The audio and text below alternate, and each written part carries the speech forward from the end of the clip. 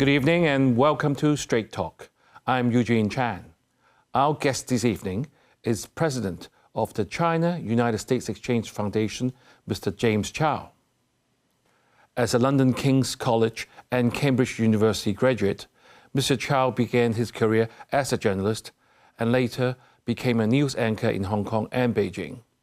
He is known for his interviews with Nobel laureates and other prominent figures such as Jimmy Carter,昂山素姬, and Bill Gates. James is also a World Economic Forum Young Global Leader and the World Health Organization Goodwill Ambassador. Welcome, James, to the show. Thank you very much, Eugene. It's a joy to be with you. We're very happy to have you here because the whole world has been eyeing on this US election that happened last week. We have been having a great anticipation of the results, and we know that there has been a very eventful lead-up because we saw a last-minute change in the candidate for the Democratic Party from Biden to Kamala Harris. And then we saw two assassination attempts on Donald Trump. Now, as we know, Donald Trump has made the president-elect. He made a historical comeback.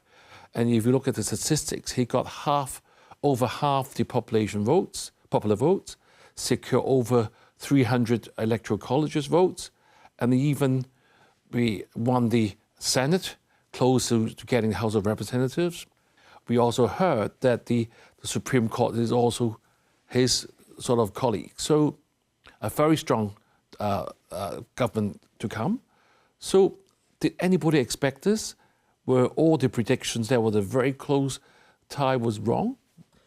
Well, Eugene, I think, if you look back, say, to the last 12 months, and as you said, this election's been particularly anticipated. Everyone had their different views, and I think ultimately from where we sit in between the United States and China and what they do, it's always been about, what are the American people going to decide? What are the issues that will be most urgent for them? And I think quite clearly the economy has emerged as that top single issue, that they want that better life, they want to have the ability to plan financially, they want to feel that they're part of this mainstream economy. So we have and we are in a world where the gap between the rich and the poor seems only to be getting wider and deeper. And I think the American people, like everyone else in the world, wants to make sure that they can participate in the benefits of the mainstream economy that surrounds them. Right. So this kind of, I can say is sort of one side of victory. What does that tell us? I don't think there'll be any protests of any election results because we read in the news that President Biden and also Kamala Harris has actually conceded the defeat to President-elect Trump. So something new, at least we can move on. But why this one-sided sort of results? Well, I think, again, I think if you put it in the context of the world, which is where we see it being based here in Hong Kong, the world is changing. I know change is the constant condition of the world in itself. So change in itself is not extraordinary, but the types of changes and the years leading up to this election, I think very much shape the results that we see. We've come out of an extraordinary once-in-a-lifetime health event being the COVID-19 pandemic, the cost of living crisis, the energy, the food bills, the transport bills that people are so concerned for. And I think, in a sense, there's been a build-up to this outcome, which is, if you look at it, it all ties in together rather than being detached from the global events and national and local events that people are concerned about. So I think this also, as you said earlier, has been an extraordinary election. When in our lifetime have we seen a new candidate emerge in the period of, say, July? She had a very short runway period to the election. And I think the Democrats are already reflecting inwards on what that meant for their ability to win an election. All this money went into it and she didn't win. It's always going to be disappointing and perhaps surprising to the losing side. But she did have a very, very short run-up to position herself as the candidate. There wasn't a primary within the Democrats as well. But I think they'll be reflecting on that. As you said, it is a pretty convincing win. And yes, I think it gives him the mandate to move quite clearly forward as well. Right. So just now, I think you mentioned a very good statement that I think the result will be a good indicator of what the American people want.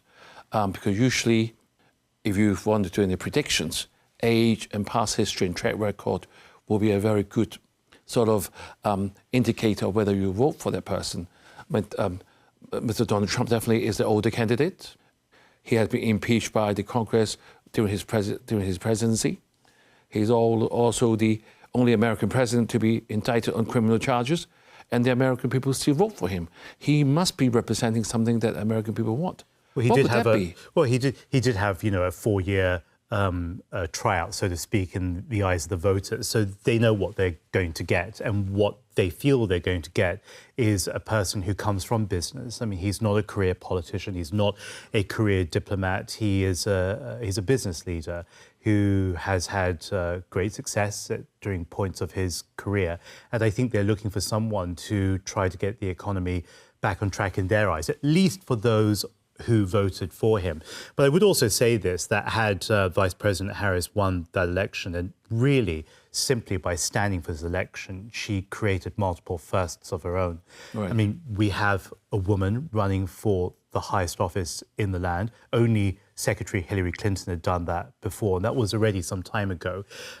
She's Black, Caribbean, and also from her mother, South Asian from India. So on multiple levels, she created a number of firsts. And so I think, while there is this inward reflection now within the party, I think there's so much that everybody can take, not just Democrats and Republicans, but as Americans, about how strong their democratic institutions are, that you could have someone who's been vice president and who now ran for president. I think there's a lot to be taken from that. And, the American democratic or democracy model runs on inspiration as well, an example and models. And I think they both provided that in some ways.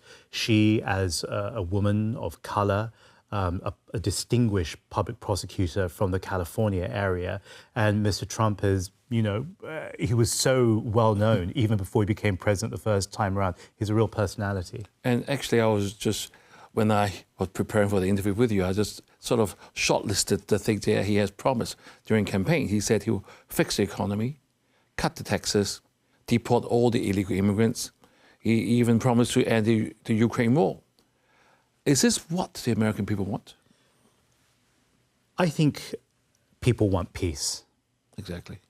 And that's not so different to the Chinese message. One of the first public signals after his victory came out is that they want a relationship that continues to be guided by a number of principles that have always guided US-China relations. And living in peaceful coexistence, or let's just say getting along, it's not a bad thing at all. The war in Ukraine, the war in the Middle East, not even counting the multiple other conflicts that don't make it to our headlines in Yemen, in Syria and elsewhere. I mean, loss of life and human suffering is devastating for people everywhere. I do think that we're looking for a reset in the world, whether it be through the US elections or otherwise. I think people are tired of loss. I mean, I mentioned there the COVID-19 pandemic. That was a war within our homes where people died, we lost valuable leaders and members of our community. Getting along in peace and preserving human life is a pretty good thing, I would say. Right. So, James, let's move on to the impact on the US-China relations. The world has been very chaotic at the moment, with all the geopolitics from front and center of all global discussions and policymaking. And of course, the most relevant to us is the US-China relations. That being said, this year actually marked the 45th anniversary of the United States and China's decision to normalize relations. How do you believe this recent US election results under the Trump administration will reshape the US and China relations? I'm going to say it's too early to say because we are in November and there's a critical runway period to the inauguration in January. These couple of weeks are absolutely important. It's not about sitting back and reacting to whatever occurs in Washington. The United States and China, the key actors within this US-China relationship, must use this window of time to stabilize or further stabilize the relationship, or else you will have the new cabinet, the new president coming in January, and we don't want to start off on the wrong foot. There needs to be a supportive narrative and some of the infrastructure in place. The best I think one could hope for is a calm, communicative environment so that when day one comes, they're ready to go, they're in place in office. But Eugene, I want to go back to this question, so I don't want to skirt the question that you asked me about what the American people want. I think they pretty much want the same thing as Chinese people. You know, you look at Americans and they have this beautiful idea of the American dream, which is actually quite magical. The fact that you want your generation after you to do better than your own is also intrinsic to the Chinese culture. If you think about your dad, we were talking about our fathers before coming on set. They wanted us to do better than them. You're a father of 2 children. You want your children to do even better than you've achieved in your career. And if you look at the American psychology, this whole idea of doing well, they tell people, we came to this country with $50 in our pocket. We came to this country and now I'm the first person in my family to go to college. That is a milestone. That is a mark of achievement, a record of success. And so I think they want what Chinese people want. They want what most people want, which is the ability to live their best life, access to health services, education. They want to be able to live in a place where there's clean air, where their children can go out and play without being in fear of being kidnapped or other threats. We want to live in a risk-free and a threat-free world. So James, maybe that's Mr. Donald Trump's election slogan on make USA Great Again. So it summarizes all that. Mr. James Chow, President of the China-United States Exchange Foundation, is our guest this evening. And we have been talking about the impact of the recent US elections. What can we expect from the second Trump administration? So, James, we had touched on the background of the election, what the American people might want. And you mentioned a very important point that the next 2 months to the lead up to the Trump administration is something that we have to watch out for as well. I just realized that the President Joe Biden and the President Xi Jinping met last November for the first time in a year to welcome outcomes on the economic, military, and AI issues. President Xi said, China is ready to be a partner and friend of the United States. And President Biden confirmed that we are back to a direct, open, and clear communications on a direct basis. So both presidents will be in South America next week for the annual APEC and G20 meetings before Trump is going to be inaugurated on the January 20th, 2025. What can we expect from this, since you mentioned the next 2 months will be very important? This is interesting timing, Eugene. I think there's going to be the acknowledgement that this is an outgoing administration, but one through Kamala Harris and Joe Biden has promised or has said to President Trump-elect that they're going to ensure a smooth transfer of power. So the transition process, as you just mentioned, is very important. But certainly, I think all actors in the US-China relationship will be looking forward to the next administration. They're the ones who are going to be informing and shaping and deciding public policy, including where it pertains to the US-China relationship. So I would expect that, you know, when they do meet again with just a couple of weeks before the transition, it'll be a kind of a thank you and, you know, what kind of, heads up could they expect? But also it will be an acknowledgement that they're not going to be the ones in power in a few weeks' time, nor in the next 4 years. So I think it's going to be rather along those lines as well. But US administrations come and go very quickly. There's an election process every 4 years, and it's almost 6 months after the election, they go back into campaigning mode for the midterms and then the elections again after that. And you never know who's going to come in 4 years, whether it's Republican, whether it's going to be Democratic. So it's always about covering your bases and always understanding who are the individuals and the parties within that who are emerging at the same time. So constantly keeping in touch and staying friends with all Americans because, you know, Americans, whether they be Democrats or Republicans, they're Americans. And all Americans are human beings like everybody else in the world. I think what we lack, partly robbed by COVID-19, is that human contact. Indeed. And you just find that when people get together in a room, it's a lot easier. Right. Many world leaders have sent congratulatory messages to President-elect Donald Trump, including our Mr. Xi Jinping. He said, it is hoped that the two sides will uphold the principles of mutual respect, peaceful coexistence, and a win-win cooperation, and find the correct way for China and the US to get along. So do you think this sort of set the scene that, as the title of tonight's show is, what's the impact on Hong Kong? Do you think we're going to have more dialogue and more cooperation between the two main countries? We will, and we have had, especially in the last year plus. You mentioned there the construction of the San Francisco vision at APEC 12 months ago. That was a key moment, but that built on months and months of high-level cabinet visits from both sides, particularly from the American side to China and also from the Chinese side later on to the United States. So I think that that momentum will continue. Of course, you remember that the US State Department and other agencies of the United States government are not necessarily as affected by the change in the White House. That's one thing. The second thing is that there is, I believe, a momentum that will not stop. The relationship is stabilized, but it's not yet stable. So there's still quite a lot of work still to be achieved. And going back to the three principles you mentioned there, which is respect, peace, and a win-win cooperation for all. I think the key word here is peace. How do we get to live alongside each other in peace? You mentioned there the Ukraine war. That's a key component of that.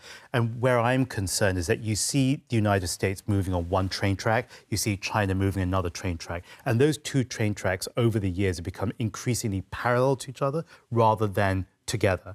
You look at social media, we have separate platforms in China, they have separate platforms in the United States.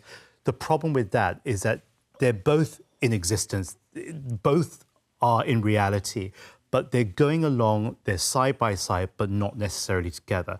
My great concern is that the destination is conflict when you keep on having these train tracks separate to each other.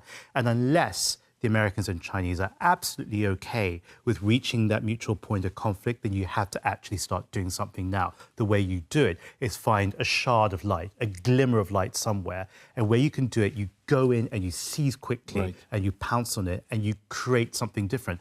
Carter did it with Brzezinski and Mr. Deng Xiaoping in '79.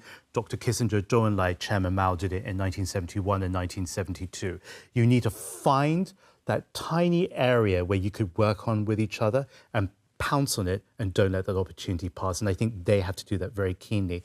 CUSEF, as a non-governmental organization that isn't burdened with the responsibilities of state, being an NGO, is very good at doing that, finding those opportunities and getting people moving on that. James, is exactly the point I'm just going to bring on your point.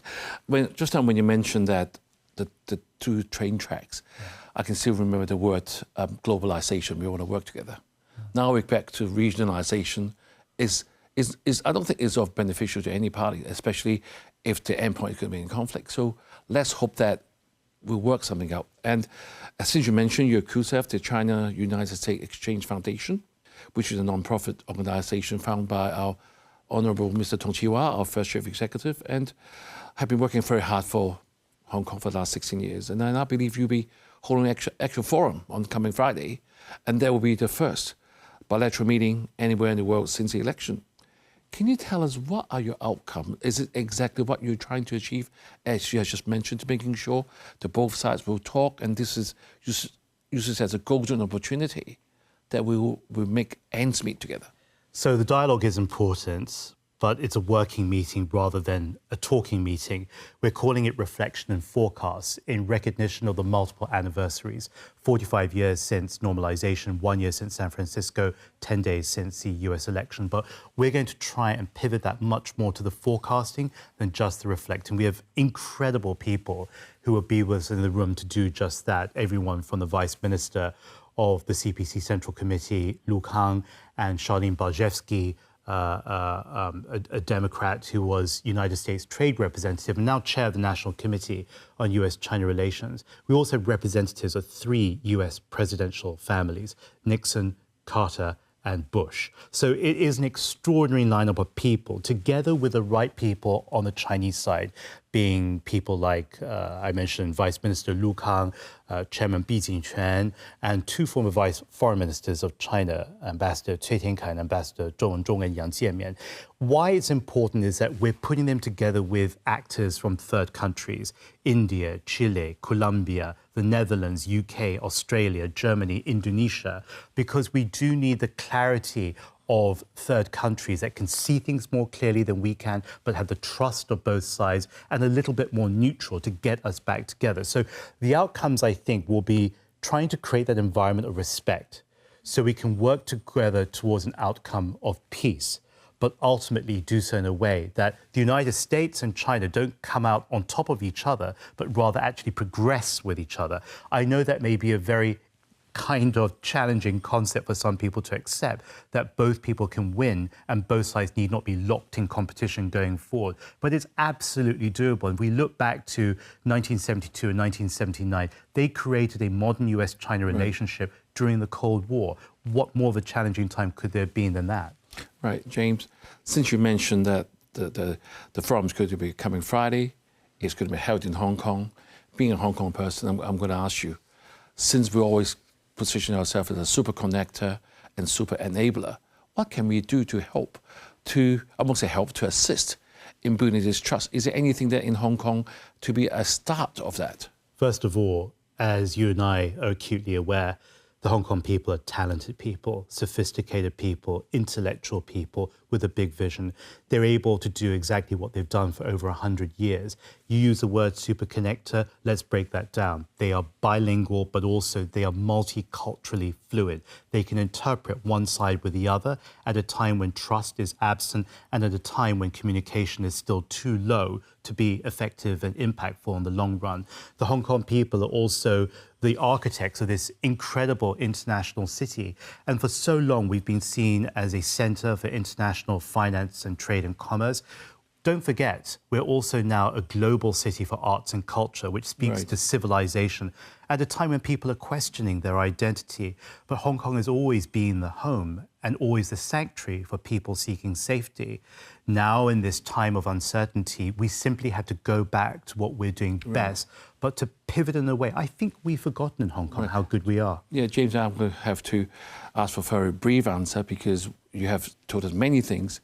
One thing I want to ask is we have over 1,200 US firms here in Hong Kong. Over half of them are actually regional headquarters. How important is that presence to the US and China relationship? Vitally. If you don't have America here, we're not quite the Hong Kong that we are. That's exactly the answer I'm sure we all want. So thank you, James, for your insights into this complex area. You have reminded us of the importance of open dialogue and collaboration in this quickly changing landscape. And we hope that Hong Kong can use our unique position to foster understanding and cooperation between our country and the United States. Thank you for joining us and have a good evening.